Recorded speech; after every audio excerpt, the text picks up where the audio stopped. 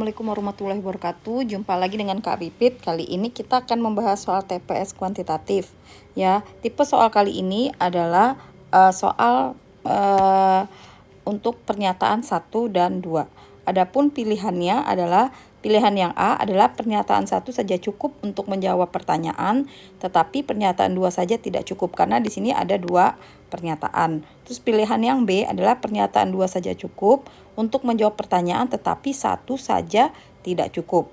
Artinya kalau yang A itu yang 1 aja cukup, kita nggak perlu pernyataan yang kedua. Kalau pilihan yang B, 2 aja cukup, kita nggak perlu pernyataan yang 1. Gitu ya. Tetapi kalau 1 aja dipakai itu nggak bisa menjawab gitu ya. Nah yang C, pilihan C, 2 pernyataan bersama-sama cukup untuk menjawab pertanyaan, tetapi 1 pernyataan saja itu tidak cukup. Artinya antara pernyataan 1 dan 2 harus digunakan kedua-duanya. Terus yang D, pernyataan 1 saja cukup untuk menjawab pertanyaan dan pernyataan 2 saja cukup. Nah, kalau yang D bentuknya itu pilihannya jika 1 aja dikasih pilihan yang pertama sudah langsung bisa jawab, ya berarti 1 juga cukup. Atau bahkan dikasih nggak lihat yang 1, yang 2 juga bisa. Jadi dua-duanya bisa tanpa perlu digabungkan. Sedangkan yang E, pernyataan 1 dan pernyataan 2 itu tidak cukup untuk menjawab pertanyaan. Kita lihat model soalnya. Berapakah besaran persentase simpanan pendapatan Erwin setiap bulannya? Dia nanya persentase simpanan. Berarti kita suruh nyari bentuk persentasenya. Ya. Oke. Nah, kita suruh nyari bentuk persentase dari simpanan Erwin. Nah, dari sini pernyataan pertama dikasih tahu bahwa pendapatan Erwin itu sebesar 8 juta. Nah, dengan pernyataan 1, kita tetap nggak bisa jawab. Kita cuma dikasih tahu kalau pendapatannya adalah sebesar 8 juta. Sedangkan yang ditanya adalah persentase simpanan, berarti uang yang disimpan atau yang ditabung. Artinya 1 tidak cukup. Sekarang kita lihat pernyataan yang kedua. Tabungan Erwin selama 10 bulan adalah sebesar 8 juta. Nah, jika digabungkan antara 1 dan 2, itu bisa. Karena dari sini kita dikasih tahu untuk pendapatan mula-mulanya ada 8 juta. Sedangkan tabungan Erwin selama 10 bulan adalah sebesar 8 juta. Nah, jadi ini model soal seperti ini jawabannya adalah yang C.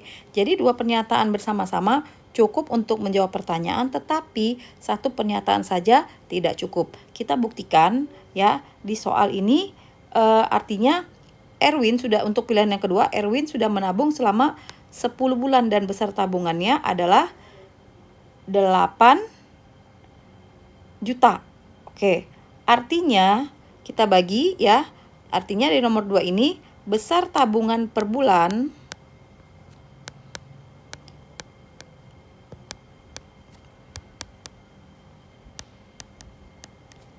itu ya, kita tinggal bagi jumlahnya 8 juta dibagi 10. Tinggal coret nolnya, artinya besar tabungannya adalah 800.000 per bulan. Yang ditanyakan adalah persentase simpanan. Jika mencari persentase simpanan atau tabungan, ya, maka rumusnya adalah besar tabungan dibagi besar pendapatan, ya, dibagi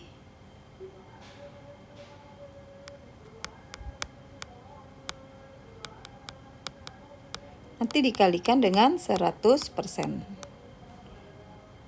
Nah, besar tabungannya adalah 800.000 per besar pendapatan per bulannya adalah sebesar 8 juta. Nanti dikali dengan 100%. Oke, ini nolnya kita coret. Ya, 8-nya juga kita coret. Oke, ini juga. Oke, tersisa adalah persentase tabungan Erwin adalah sebesar 10% setiap bulannya. Artinya ya, yang ini untuk pernyataan yang kedua digunakan untuk menentukan besar tabungan per bulan, sedangkan jika menentukan persentase simpanan harus tahu besar pendapatan per bulannya berapa. Makanya jawabannya adalah yang C. Artinya kedua pernyataan bersama-sama cukup untuk menjawab pertanyaan, tetapi satu pernyataan saja tidak cukup. Oke, selesai untuk pembahasan kali ini. Semoga bermanfaat. Sekian. Wassalamualaikum warahmatullahi wabarakatuh.